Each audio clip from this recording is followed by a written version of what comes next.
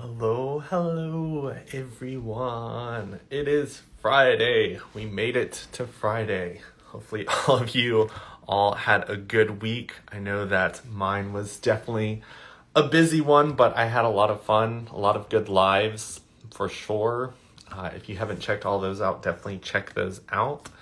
And hopefully you all have a good weekend. I've got a live scheduled for Sunday. Usually don't do lives on weekends, but that's when our schedule is lined up. So that's when we're gonna do it. Hopefully all of you all are excited and having a good Friday. Okay, up. Trying to adjust my camera and all that fun stuff. Hello. Hello! How are you? I'm fine. I'm in the middle of packing up my apartment, like Yeah. the whole process. So I'm fine. I woke up this morning, hit it, and then just kept going. But how are you? I'm doing well. I woke up this morning and like bummed it out for most of the day, doing stuff that didn't require me to look very flattering, and then I took a shower around like 2. So that's how my day went. I saw your story. You're like doing like a walk down memory lane, and you're finding all your fun stuff that you got hidden in your apartment. Oh my God, you wouldn't believe. I mean, I'm finding stuff from like old headshots of mine to like clothes that I had in high school. Um, and then I'm just like doing a huge clean out of everything. But yeah, it's definitely been like a walk down memory lane since like earlier this morning. Oh my God.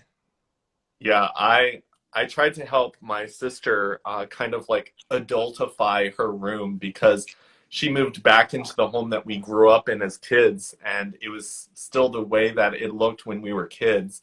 And every time I was like, "And we can get rid of this," she's like, "Memories, no," and she wouldn't let go of anything. So her room still kind of is like in the phase of it still looks like a little teenage girl room with some adult stuff added to the shelves as well. I get it. My parents, I'm a kid of divorce. My parents split up. And at my dad's house, whenever I'd go home to Chicago, because I'm originally from Chicago, at my dad's house, which they recently just sold, the last time I was there, he was like, put aside everything that you want to keep. And I was like, okay, great. This is gonna be easy. So I went into the closet and I was like, but I remember wearing this. I can't get rid of this. And then eventually it was the whole closet was still there and I was like, okay, we've got to do something. So I've been there. I totally I totally What's the understand that. show that that girl does like where she goes to people's houses and she's like you have to like love it and then let it go. I feel Oh, like it's I, like if it doesn't spark joy, then yeah. close it. Yes, I feel, yes. I feel like for me personally like moving into a small apartment from my large home like I had to let go of a lot of things and I was just like, "Yeah, that go. I don't care." It's wild. This is the first. I live alone. I'm in a one bedroom. I work from home. I produce from home, and this is the first apartment that I've signed a lease on. And so I subletted it all before. I've been here for 6 years, and now I'm sort of faced with a whole other beast, which is like packing up the couch. What are we gonna do with the couch? Packing up the bed and the dresser, and you Yeah. know, it's a different beast. And so it's been really nice knowing that we're going to be having this live together because the positivity, there are moments where I can get very like, the world is ending, like it's not going to be okay. And I'm like, stay calm, stay together, stay positive. So I've been so looking forward to this. Awesome. Well, I'll let you introduce yourself so people know who you are, and then we can jump into a fun discussion. Awesome. Hi, everybody. I am 6'5". I am a record producer. That is a very fancy title for putting a lot of different sounds together that sound good and then handing a song off to an artist. I live in New York and I'm a Gemini. I don't know. Is that like something that like that like people are looking for it. But yeah, so that's sort of the rundown on me. Oh, I love it. So I'm not into the whole astrology thing. Like, I think that it definitely plays its part, but my sister sent me a message this morning because I keep telling her, I was like, it's really hard for me to find like a relationship that like lasts. And she Yeah. sent me like this little like Instagram post that said like the hardest to love. And like Virgo was at the very top and it said almost impossible. And I was like, oh, okay. I guess maybe I should pay attention to my sign. Maybe it's a little bit hard for people to date me. Maybe I'm just hard to date and love. You trust me, you are not the only one that feels that way. And I have an app called CoStar, which on a regular basis just totally beats me up. I mean, that app is like like they'll be so severe. Like one of my friends sent one to me because we'll send it back and forth whenever we get like a really sort of vicious horoscope for the day, and it's like you will be heartbroken again and again. And he's like, "What the fuck is this?" Although I don't know if I can swear, but like he's like, "What is this?" And I'm like, "Ooh, girl, this is like this is extreme." So yeah, astrology, I just know I'm a Gemini. I tune in when it's helpful, and then I tune out when it's not. See, I'm just like, okay, my horoscope said that I'm going to have a really rotten day today, so I'm cutting everyone off. No one's going to talk to me because I'm not interested in friendships ending. I'm not interested in paying anyone back. Like, don't talk to me today because apparently the horoscopes have told me it's not going to be a good day. Not answering your phone calls. I'm sorry. It's just not happening. Yeah, tapping out. Tapping out for the day. Been there. Been there for sure. For sure. So, when it comes to producing like the music that you work with, like who's been one of your favorite people that you've worked with? It's such an interesting question because I get asked that. Like I'll even do like those questions on Instagram. You can just be like, ask me a question if I'm like spending a day mixing. I always get that question. And it's not really, there's not an artist that is my favorite, but I have a lot of memories that are favorited, Yeah. that go in with the records. And it's with pretty much all the artists I've worked with, and I've been lucky enough to be able to work with. Um, I would say there were definitely moments working with Laguna on Aqua. There were moments working with Rose. I mean, she cracks me the hell up. She'll just bust out these one-liners like literally while we're working. I'm like, it's so great, so fun and entertaining. And then there are moments with like an artist of mine, Corey Alexander, where sometimes when you're working on a song, it's almost like excavating in a way. I think that's the right word. Where, like when you're looking for like dinosaurs and all that, and you're Yeah. pulling the sand away from everything, and you're trying to find what the song is. And for one of the records, Run for Your Money, we were so close, and we're so in the right direction. And then I pulled out the guitar, and I was just like, am I allowed to swear on here? Yeah, go for it. Yeah. Okay. I was like, fuck it. And we immediately found what the record was, and that was like a huge aha moment. So I think those are some really, really wonderful memories. So that I definitely will always really keep in the back of my head, in the forefront when I'm feeling down. Yeah. I feel like a lot of people who aren't creatives, that aren't out in the field creating on a regular basis, don't understand that sometimes the journey of the creation is the fun part because like Totally. I will watch certain things and see certain like pictures or videos that I've uploaded and it's not the actual video that I'm sitting there smiling about. It's like all the memories that come rushing back in when I'm like, oh my God, when we recorded this, the amount of takes it took, the amount of like laughs, like we were so drunk when we did that, like all of those types of memories that makes all the different things so much more like treasurable to me as a Yeah, person because like the end product is what everyone gets to enjoy but I get to enjoy the whole creation of it and I think that that's totally. the fun part of being a creator. Yeah, 100%. It is. it can be really easy, I think, as creatives and having the minds that we have, and you know, in whatever industry, whatever fields you're in the creative arts, to get down on yourself and you know, sort of fall into the negative area. So like keeping a positive outlook on everything is so fundamental in a way. But the final records are what everybody hears, and behind the scenes stuff is like gold. You're like, if only the cameras were rolling in that one moment. Yes. Yeah. I always tell people that like I love YouTube videos. I love watching my favorite content creators post their stuff, but I as a creative myself, like I seek and crave like what they did behind the scenes. Like I just want them to like pull a camera back further than the camera that they're filming with and Yeah. just share all of it. Just like do a live while you're creating so I can see all the background stuff because I look for bloopers. I look for those fun moments because like I know they exist because even when I do videos by myself, like the content that I cut out is hilarious. It doesn't serve the like purpose of the video, but it's still like that hilarious like back thing that people don't realize happens all the time. Totally. And you know, another element of that is like it brings a sense of like humanity to it. Because you see, you hear, you see, you know, these polished final products, and they can be really either intimidating or just like sort of beacons in their own way, in their own light.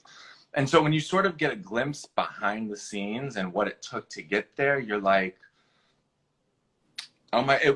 For me at least, it makes me appreciate whatever it is more. But also, you can see, I remember, I forget what movie it was, but they ran a blooper reel at the end.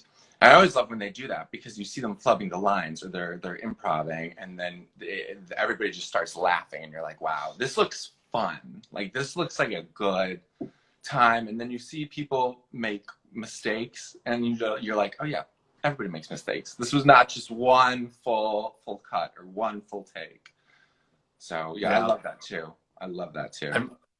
Just from getting to do a couple films with a couple of my friends, I realized when it comes to like memorizing lines, like it's not all about memorizing lines because you shoot it so many different times that you start to kind of memorize the lines automatically because they have to get it from this angle and this angle and this angle and over here. Yeah. And you say it so many times that it's not about memorizing, it's just saying it in the way that they want you to say it. And I just enjoyed those types of moments. Like I don't really watch the final product. I prefer watching like before it's professionally edited and just enjoy the goofiness. Like I did this one scene where I kissed a girl, and every time I went to kiss her, she made like a Yoshi sound, which they took that sound out of the What is that? film. What sound did she make? She made like the Yoshi sound, like the sound that he like she made that sound. So like whenever I'd go in for a kiss, I would smile because it was just really hard not to. And they're like, Right. "Oh, it's like you're really in love," and I'm like, yeah, that's what it was. I was so in love. I was making out with my favorite Mario Party character. Like it was great. That's funny. I don't even know what a Yoshi sound is.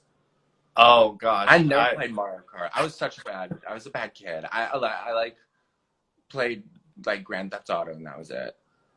That was like really it. I like never played childhood memory. Oh my god, I never played Mario Kart. I played Wii a little bit. But yeah, I was never a gamer, so I don't know all the words for it. See, my parents, we lived in the middle of nowhere on a farm, so my parents would just throw us outside when the sun came up and told us to be back before the sun came down. Like, so for me, we were never allowed to play video games. So my first interaction was when I got to college. So I was like one of those button mashers because I didn't have the hand-eye coordination to like hit the like combo buttons and all of that. And my Whoa. group gets so mad because I would win just by doing one move the whole time because it's the only one I could figure out how to do. I was just like, oh, kick, kick, kick, kick. Was it like Mortal Kombat? Because that I tried playing Yes. that one button the whole. I was like, I don't know what's going on with this with the controller. I don't know. Where did you Yeah. grow up? I grew up here in Virginia, so my family had a farm in Amherst, so we had a 1,200-acre farm that we just kind of explored our entire childhood. And like as an adult going back, it seems like the farm is so much smaller than it was when we were kids. Like I felt like the whole world was ours as kids, and like we'd hike to the back and it was like an all-day hike. Now as an adult, I can get there in like 10 minutes and I'm like, were we just really slow? I don't know. Because your legs have grown, and like when you're kids, like, you know what I mean? Like when you're kids, you know, your legs are shorter and everything. Just I know. I thought a lot about that during the pandemic. Like a lot of reflection into like childhood and like even high school when I wanted to like get out and get into the world. And then it was like, well, we're here in the world. And so there's always been an element of nostalgia, of sort of wanting to go back. But then, of course, I look at like photos on Facebook and I was like, oh my gosh, no. You always tend to remember the really, really good parts, at least for me, the really, really good parts. And I forget about a lot of the stuff that I hated, which was, for the most part, the academics of high school. But then the getting into trouble and all that was really, really fun. But yeah, when you're a kid, like everything just seems so big and so exciting and so new and undiscovered. And then of course you're smaller. So like, you know, I grew up having a lake house up in Wisconsin. I was lucky enough. And so we were really exposed to nature growing up as kids. And I remember our lawn being huge, like huge. And then as I've gotten older, I'm just like, you know, it's not as big as the photos make it out to be when we were looking at it, when we're like this big. So yeah, I feel like that's the way, like when it comes to social media and like when I'm looking at influencers posting like these beautiful photos of where they're at. And then when I actually get the opportunity to go there, I'm like, wow, that was a really good angle to make this place look wonderful, because it's like hanging out by the pool, tilt your camera just a little bit this way, and there's like this beautiful dumpster that makes the pool smell horrible. And I'm like, it's so interesting how we can make life just look so wonderful, and you just tilt the frame just enough for people to see like, wow, that's not so great. Oh yeah, going back to moving, you know, I've been looking at listings that are up right now in New York, and there is so many, there's so much pretty, you know what I mean? That then you go to see the units and you're like, oh, well, this is the same one? And they're like, yeah. And you're like, are there other units in the building that I can look at? So yeah, I totally get that. I totally get that. So, as a child, were you musically inclined and someone who like had decided that music was the path that you wanted to take? Yeah, I started working with music production software when I was 14. And before that, I'd written a lot of poetry. So for a while, I wanted to be a writer. And then I realized I could mix poetry with music.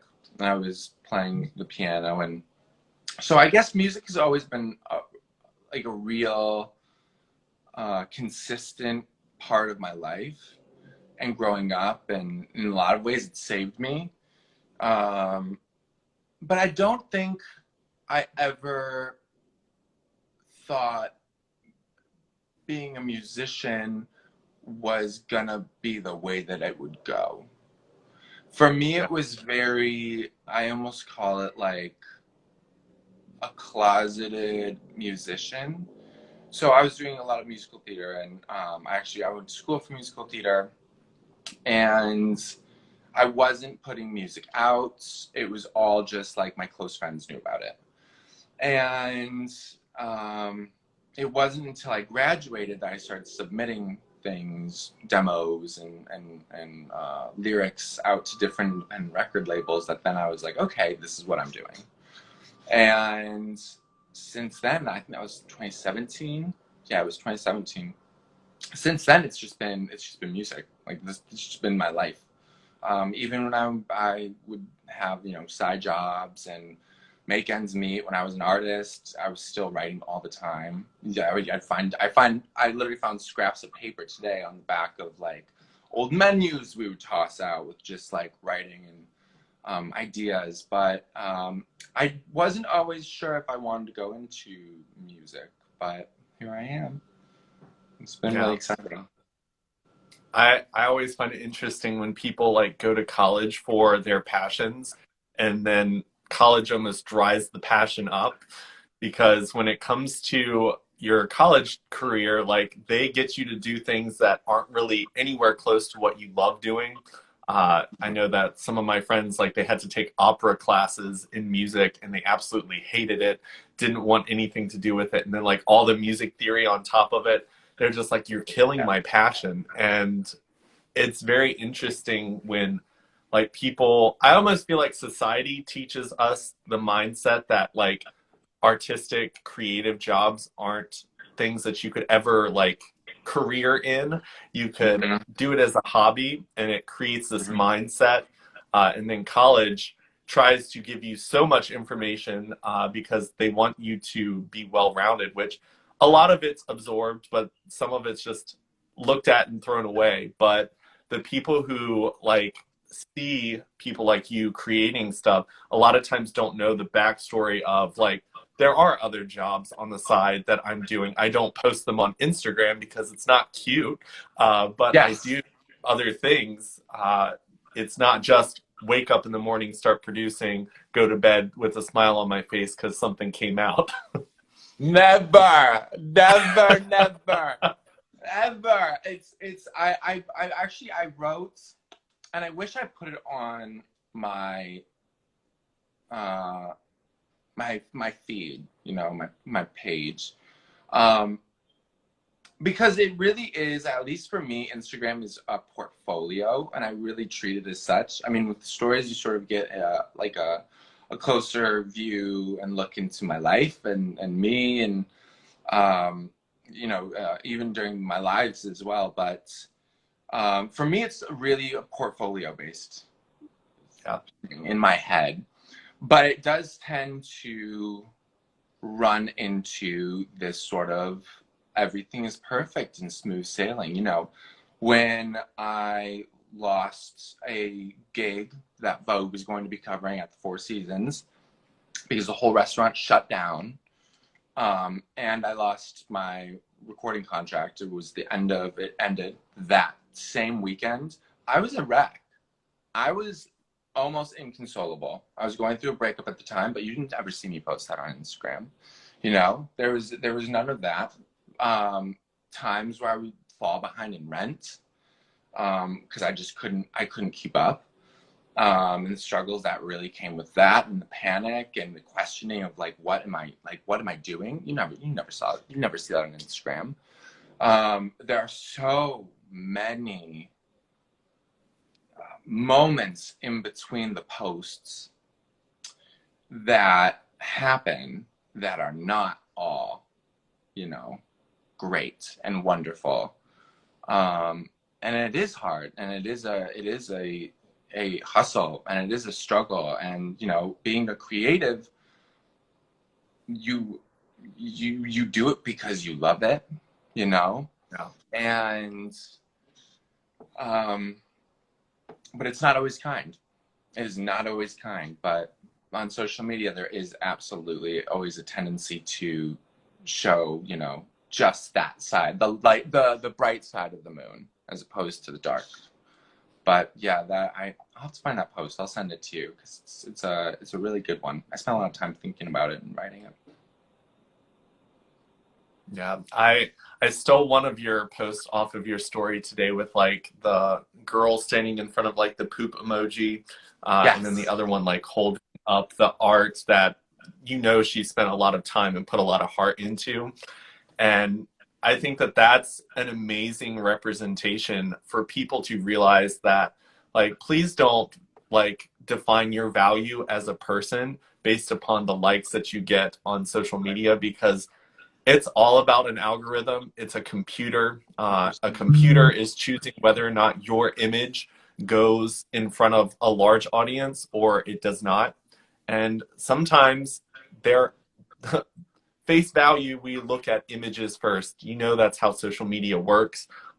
So when Yeah. it comes to a pretty person standing in front of okay work versus a very, very talented person, like I always tell people that I believe some of the most talented people in this world have put their beautiful work out and died before the world could appreciate that Yeah. skill, because like you see like historically, like the artists that painted beautiful things and murals in cathedrals and stuff, they're remembered. But that doesn't Yeah. mean that there weren't some very, very talented women, people of other minorities that never got that recognition because Right. historically time was not on their side. And that's the same thing with today. Like, yes, social media will blow up certain profiles, and there are artists that are well deserving and uh, do the right thing with the spotlight on them. But there are also people who are in the limelight that aren't as deserving as some people who are extremely beautiful and talented that will never get that algorithm shift onto their page. But that doesn't mean that they stop creating. It's just so important for like the mental health of creatives to realize that numbers on like your social media platforms does not gauge whether or not you're talented or not. And I work with 100%. so many different artists, and they're like, I want your following, I want you to share my stuff, and I want people to like it. I'm like, unfortunately, like I will share it because I think you're talented, but that doesn't shift the algorithm in your direction. But that Right. doesn't mean that your art is any less great than it was before like other people got numbers and views. Bless. Amen. Yeah, and it's so easy to fall into that rut because you see, I remember I didn't fall out of love with the drive of musical theater, but I really I fell out of love with the respect for the art and what the industry was in New York City. And I remember one of the things that and this was like relatively new. So I went to school, it was a 2-year program. I went to school from 2014, 2016, then did like half a semester and finished in 2017. But I remember in second year, they were like, oh, and casting directors are going to look at your following. And it was like, that's bizarre to me because, why? And they're like, oh, well, they want to see how it's a way to promote. It's a way to promote. And I was like, okay, fine, whatever. And so I went to go see the show. It was an off-Broadway show, but it was sort of a big deal, and it was about a story that is actually very, very prevalent. It was basically a gay bar that burned down, and that's a very general review of what the story is. Yeah. But they hired somebody that was a lead that was clearly I mean, the acting was spot on stellar. The vocals were spot on stellar. And his opposing, the opposing role was the person he played opposite was an amazing singer. The acting chops were not there. So for me, it immediately pulled me out. And I was like, who is this? And then I looked up and it was 100,000 followers on Instagram with no theater credits or anything. And I was like, this is when it starts to suffer. You know what I mean? And it's so skewed for sure. And in different ways too, it used to be really frustrating. If you go and look at some of the biggest artists in the music industry. And even it doesn't even have to be the biggest names, but somebody that's with a major label. You look at them and they have about 7 different writers, maybe 3 or 4 or 5 different producers on one song. And it's like, wow, this is wild. And that when I go see a show down in the Lower East Side, I've heard just records that are more meaningful and hit deeper than the record with 3 or 4 writers on it and like 3 or 4 producers. So it is so it is all very skewed. Reality, in a sense, versus art is very, very skewed. Yeah, So I think yeah, I and saw so someone post a thing. Well, go. sorry. No, and it does. That can also feed into like a negative mindset, which I think we, as creatives, are so prone to going into. So that's why when you messaged me, and I started profile. I was like leading with love and positivity. I was like, absolutely, yes, Let's do it. yes, because we need more of it. It is so easy to get jaded and cynical, and it really, really is, and to keep that positivity and to stay in that positive mindset and to lead with love becomes an art of itself. And it's something that you've got to practice. Yeah. I always tell people that like your mindset is just like the algorithms on the internet. Like what you choose to show attention to is what it's going to show more of. So like when you like tons of negative posts, when you go to accounts that are posting like drama and trauma and all of that, you're feeding the algorithm what you want to see more of. So a lot of people will be like, the world is so dark, the world is this. And I'm like, well, yeah, like look at who you're following.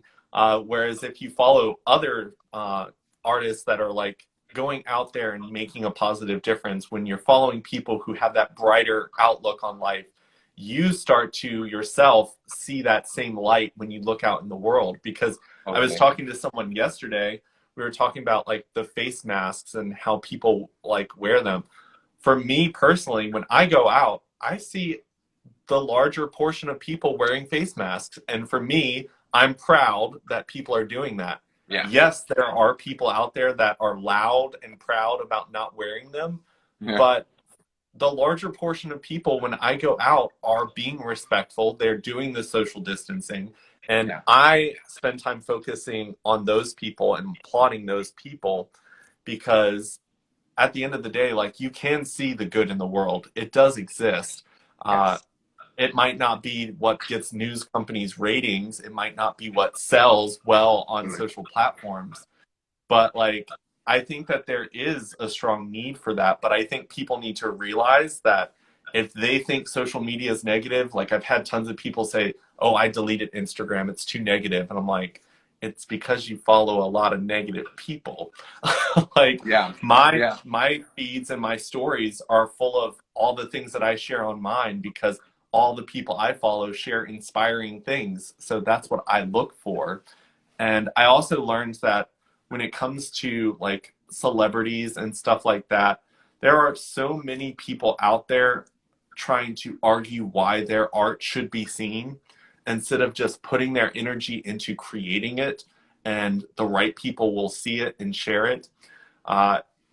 You should never waste time telling people why your art is worthy of their attention. If they want to walk by it, that's their loss. It's not your job to demand them to respect your art. It's a waste of your energy, and it's also creating a vibe that you probably won't attract people to. People will no longer see your art. They're just going to see the negative that's like surrounding it, and that's really off-putting. Mm-hmm. Yeah, it's and I think it's absolutely about perspective for sure. And there's so many there are different angles within, but it does, I still have friends that are in musical theater and they're actors, and they would get up at 5 in the morning God bless them, and go roll into the, they wouldn't even be going to audition at 5 a.m. They'd get up at 5 a.m. to go put their name on a list with all these other people to get seen. And then it becomes this thing where you're like, why don't you see me? Like, what is it? And you get constant rejection. And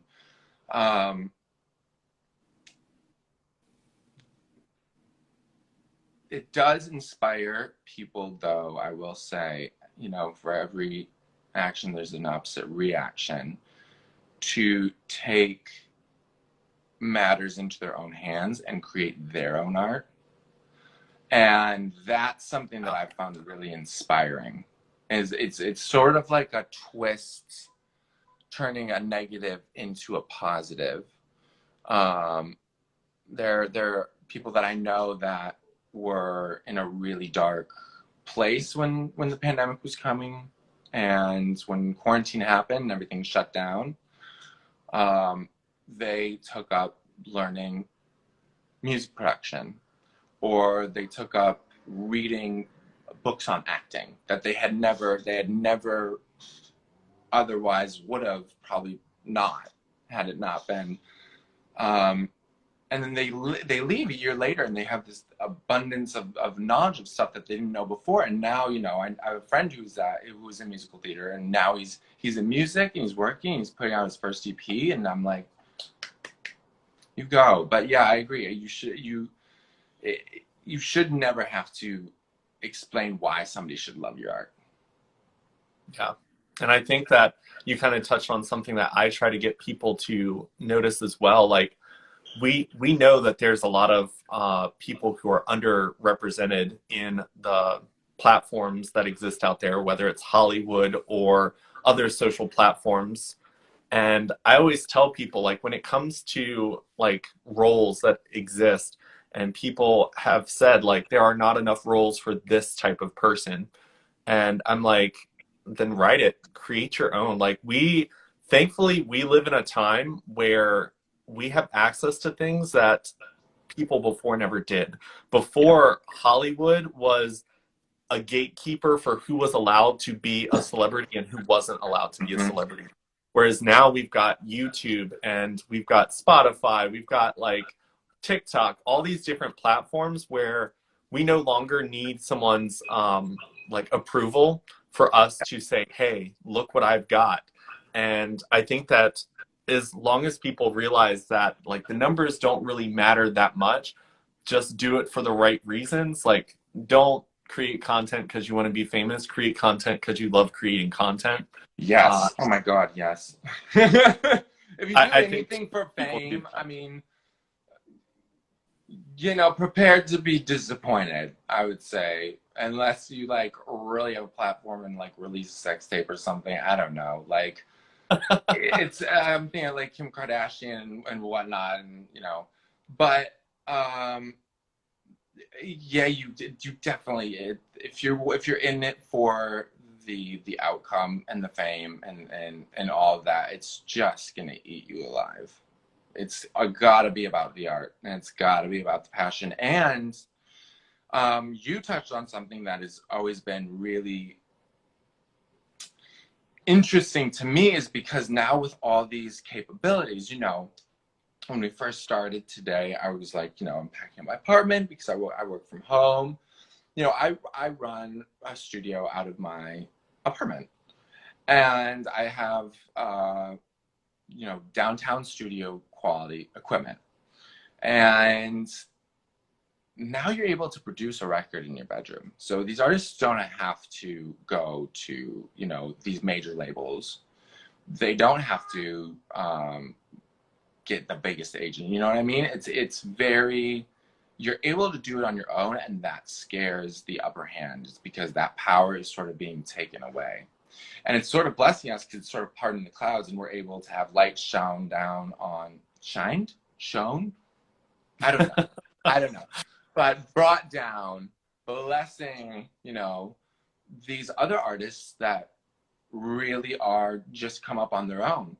And then, of course, the major labels, they go wherever the cloud is. So But it's really true. You know, we have so many, we are lucky enough to be able to have so many options and so many ways to do things um, that earlier generations didn't.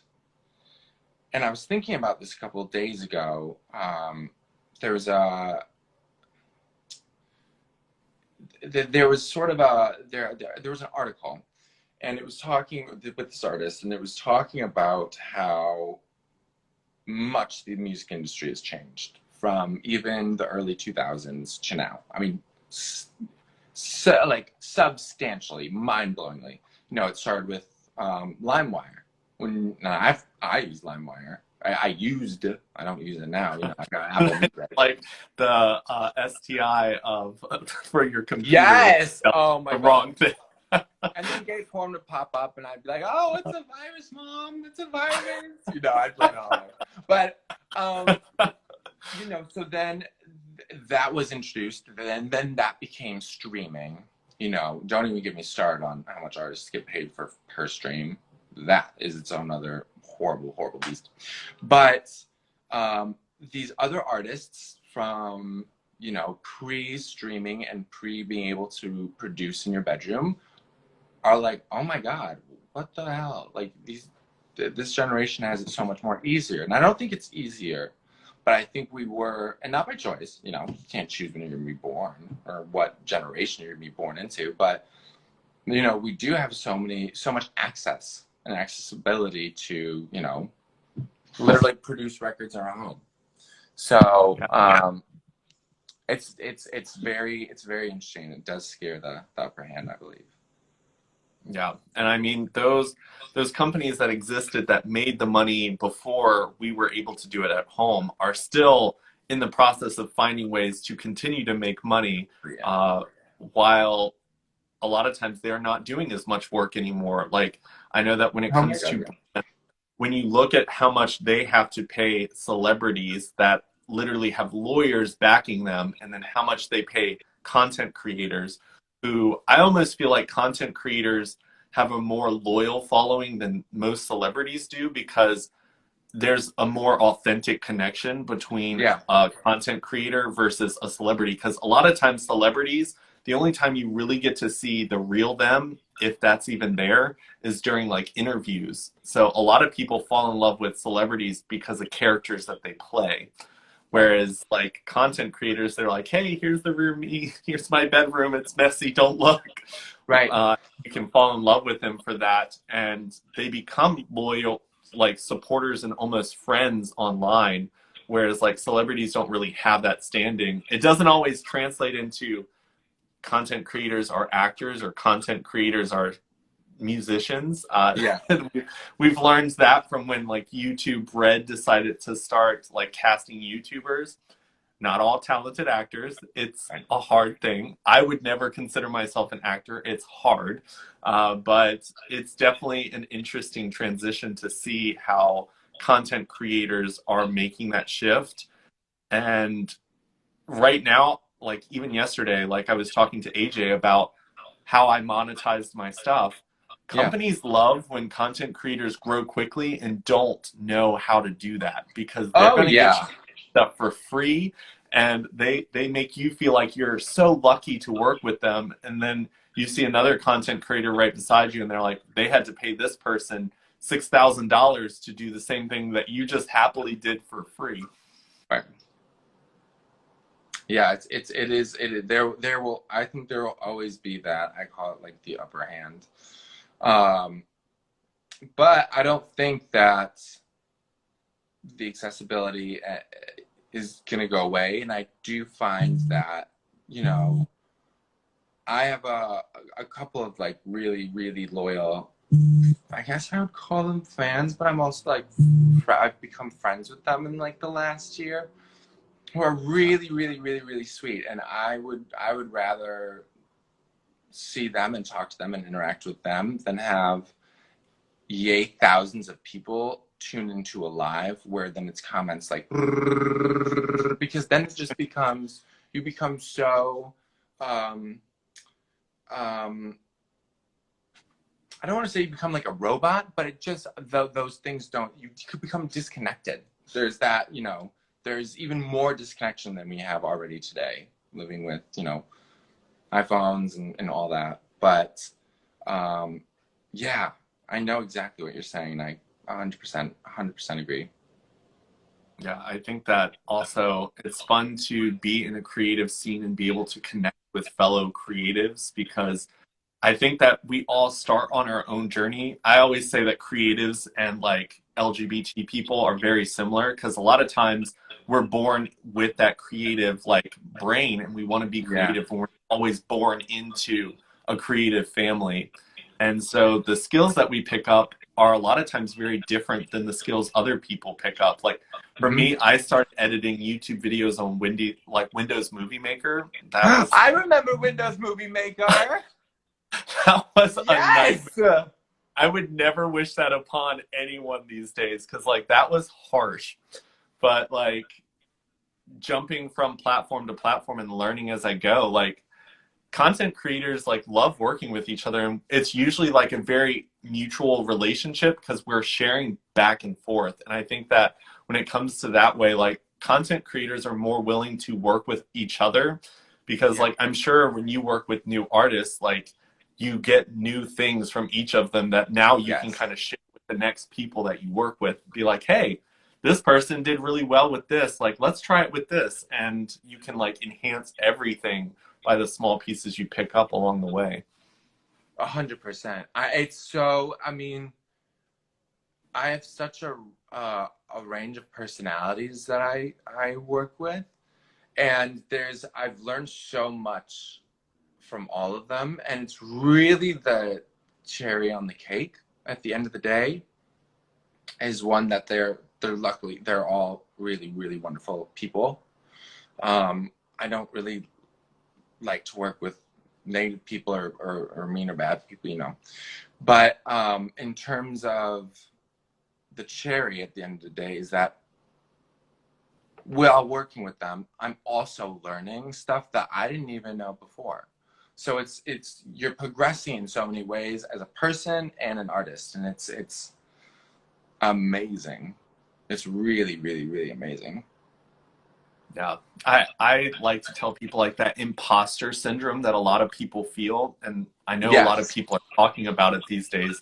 Like, believe it or not, like most people are learning on the job. Most people, like, Yeah. they're like, the ones that succeed are the ones that are like, you know what? Like, I'm going to learn from this experience. We're going to give it our all. We're going to bring all the cards to the table between all my skills and the person I'm working with. And then we're going to put something together. Yeah. Yes, maybe you'll cringe when you listen to it 10 years later and be like, ooh, like little me didn't know how to edit and make that sound good. But like, I think that that's part of the journey. Like, I cringe anytime I watch any of my old content, and I'm just like, ooh, poor little Drummond Really? didn't know that like body language was important, and poor little thing looked like a sad puppy. He did not give it his all on that one, and I was like, wow, Yeah. okay, he's better now. He's learned, and I'm sure 10 years from now I'll think the same thing. Yeah, no, oh my god, me too. I'm like, I cringe at earlier, like quote unquote beats and whatnot. But do you find it um inspiring how much you've grown from where you started to where you are now, and being able to be like, oh wow, if I knew then that I was doing the work that I'm doing now, wouldn't you be so gagged? Wouldn't you be like, I I'm pleasantly surprised with myself. Like I've always been a very compassionate person and I always have thought like everyone deserves equality, everyone should be treated fairly. And like I know that I've learned a lot here recently. Like as my numbers grow, I feel like there's more of a responsibility to be educated and knowledgeable about the things I speak on. mhm, But one thing that I really love is listening to my old self speak, and mhm. the compassion and heart were definitely there. The verbiage and knowledge was not, but that person, like I saw a post that I posted 8 years ago on Facebook, and I was like, wow, like I felt like I like I almost am very critical of myself now, feeling like I'm not as good as I should be when it comes to being an advocate for the LGBT community. But like little me 8 years ago posting something like that, I'm like, wow, that's really well said. Like I applaud myself and I'm like, repost, like look at me Yes.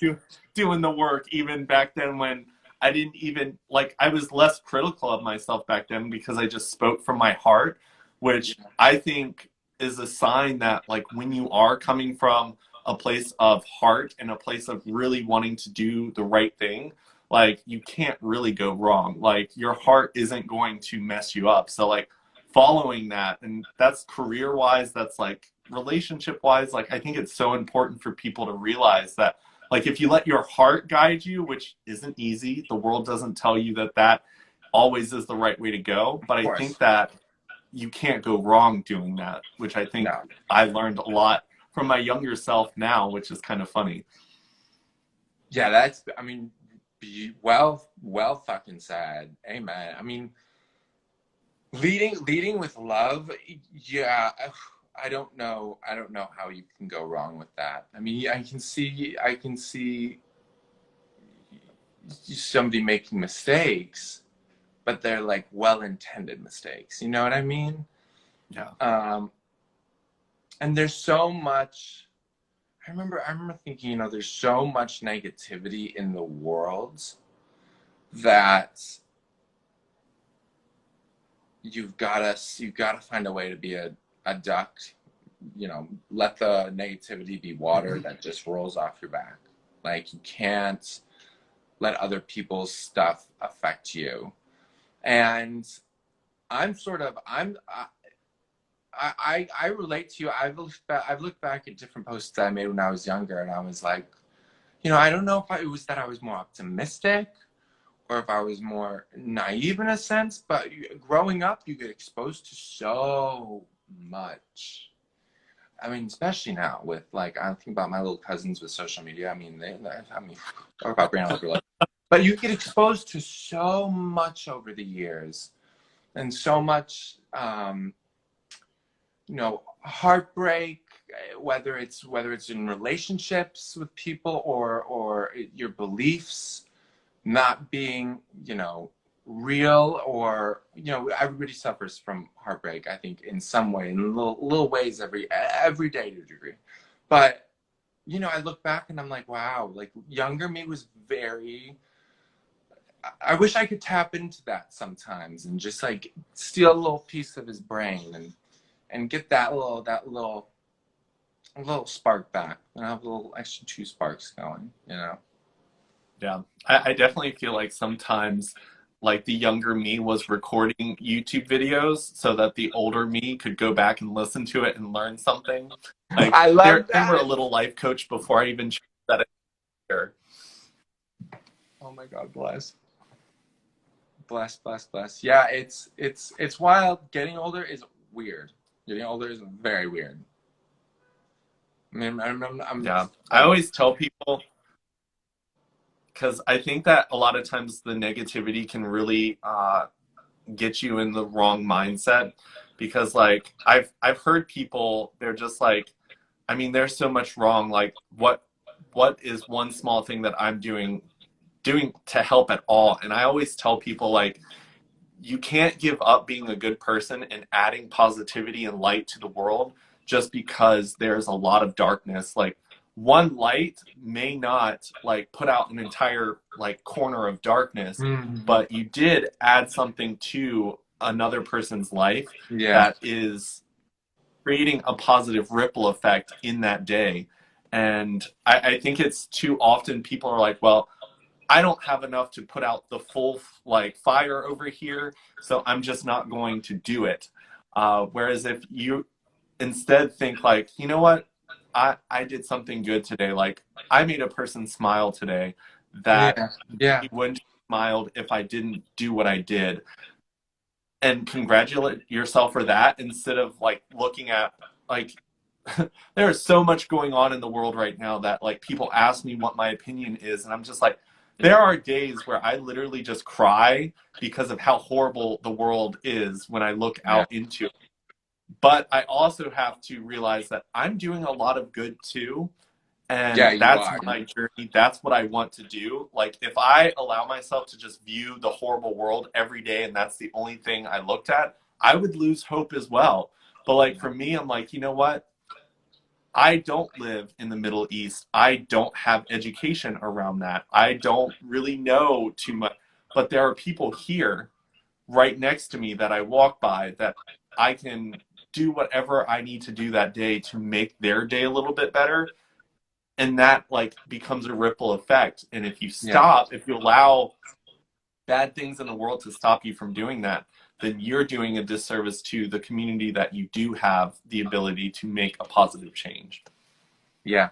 I don't think you can ever give up I don't think, it costs nothing just to try and, um, in any area, especially, if when there's a fire going down, if you just say, well, all I have is a water bottle, what good is that? It's a fucking fire, like a big fire. If you untwist the cap and you spray it, you know what? You put out at least yay percentage of the fire, and you did good. You know, so keeping a positive energy and keeping positivity going around and flowing throughout the day and people that you interact with, um, in little ways, is, I think, one of the best simple act of kindness that there is. Yeah. I mean, if you think about it, like if you keep a positive mindset around you and it spreads to the people around you, like life gets hard sometimes. Like it's not easy. Yeah. Sometimes, like you were saying, like maybe this month, like how do I pay rent? That's scary. But if you've spent time to cultivate like a positive environment for yourself, the people next to you are also influenced by that and positivity. That like grows and creates an environment around you that when shitty things happen, like a house on fire and you've only got a water bottle, well, now you've got your 100 friends next to you that are in your same positive mindset that also have a water bottle that you can be like, hey, the house is on fire. We've got to put it out. Yeah. Whereas if you Yep. are just surrounded by negativity and that's what you cultivate, when shitty times come, guess what your friends are going to be like? Oh, well, that's shitty. That sucks. Walk away. Yeah. Yep. 100%. 100. And negativity loves negativity. My mom It always does. say that. It's like, what was it? Mad people or angry people attract mad or angry people, because mad and angry does not like to be alone. It was something Yeah. like that. It was something like that, and I was like, oh my god, that's like really deep. But like, it's true. I mean, it loves its company, and so any way that you can do a simple act of kindness is like, it stretches, I think, farther than you can never tell yourself, oh, it's only going to stretch this far, because you don't know, because it's the other person who's receiving it, and you have no control over what they're thinking. You don't always know what people are going through, and when you do something that is kind, whether it is a smile, whether it is engaging in conversation with a stranger, whether it's helping somebody with their bags. I have a neighbor, Masita, who's old, and so whenever I hear her, I help her with her bags downstairs because she's still working, and people remember that, and you don't know what they're thinking, and you don't remember what people don't remember what you say, but they remember how you make them feel, Yeah. and that feeling, I think, is, well, bad use of words right now because of the climate, but contagious. Yeah. It I spreads. I always tell people like when it comes to because I've been on a lot of different sets, I've done a lot of different things with a lot of really talented people.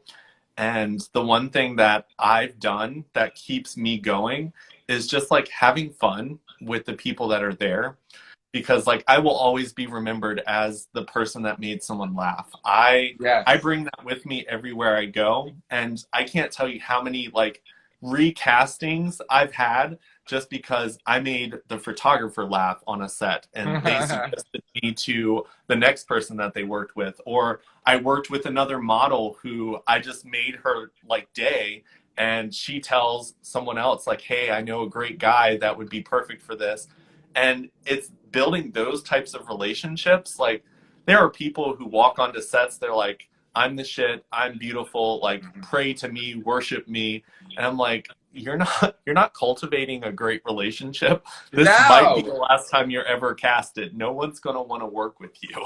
no, and that's something that I really tried to stay away from, and I'll have a Zoom call or a FaceTime with an artist if we're interested in working together, just to get a sense of who they are, because if they're rolling in thinking that they're hot shit and all this, all that, it makes for like an uncomfortable and not welcoming culture, and then you find yourself in a state of like, what is going on, and you're afraid to make choices, you're afraid to go outside the box. Whereas if somebody's like a yes and,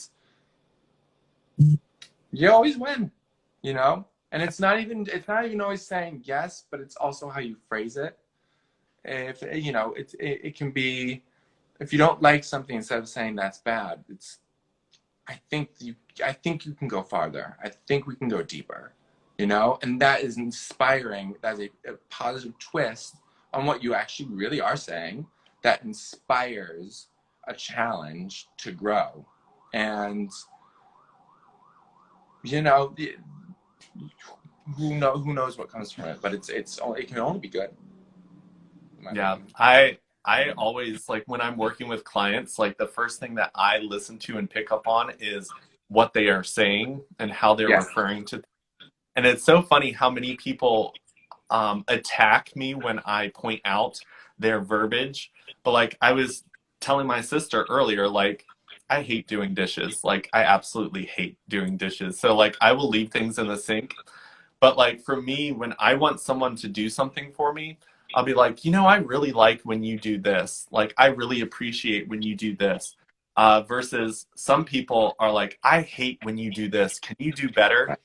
Right. We're saying the same thing, but we're creating a completely different relationship with asking for that help or acknowledging like, Yeah. hey, like I would like you to actually clean the dishes. So like I told my sister, I was like, because I left a thing in the sink that went bad, which was bad. But I was just like, I would prefer someone to come to me and be like, hey, like I really like it when you actually clean the dishes after you do it, or at least add some water to it so it doesn't stick to the dish afterwards. And I was like, it's all about the mindset. And it's weird because for me, I have naturally kind of come to that type of language. So it's very like a habit for me when I speak. But other people, they have that habit of speaking in a very negative way. Yeah. And like, I pick it up so quickly now. I'm like, ooh, this person, very negative. Like they'll tell you all the movies that they hate. They'll tell you the things they don't like about people. And like you've got to pick that up and notice it, because if not, you're gonna fall into that black hole with them, and it's not Yeah. a fun place to be. Yeah. 100,000%. 100%. Awesome. Well, I see that we have reached the hour mark, so I I just want know to say already. I'm like, what the hell? it That always was flies by. I have fun. people that worry that we won't make it the full hour, and I'm like, don't worry. Like conversations with me just kind of flow, I promise. They do. But It was. Oh, go on. I'm so bad at I just interrupting. want to say thank you so much for jumping on here and doing this. Like I always appreciate creative people who are willing to just be a little bit more authentic than the average people out there, because I think that that helps everyone. And I just feel like your page and the stuff that you do, it just kind of has that amazing positive vibe to it. I Thank think you. that you are definitely building relationships that are meaningful. And I always kind of see it when other people post about someone.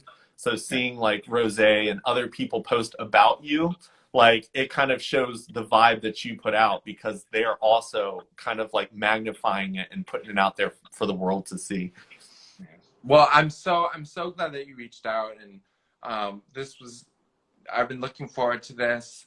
It's with the stresses of moving and everything. I'm like, this was so good for me to just sort of get that little extra energy boost in my head about about positivity and staying positive. And you know what? Like, what an amazing first impression of meeting you and talking to you. I really love what you do. I was watching some of your other lives earlier.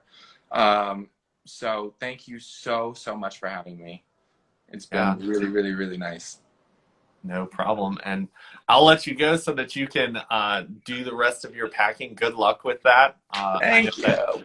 transition isn't always the most fun. There's a lot of fear of the unknown, but it's a new Yes. chapter in your life. It's going to be fun. It's going to be positive and great. I'm gonna be listening if you say this. I'm gonna be listening to you saying that over and over and over like the next couple of weeks. Perfect. He's right. Trump's right. It's gonna be good. It's gonna be great. It is. But you know what? New York always has a way of working itself out. That's what I believe. So Very thank true. you. Thank you. Awesome. Thank you. Thank you. Have a good weekend. All right. I'll talk to you soon. Bye. Bye.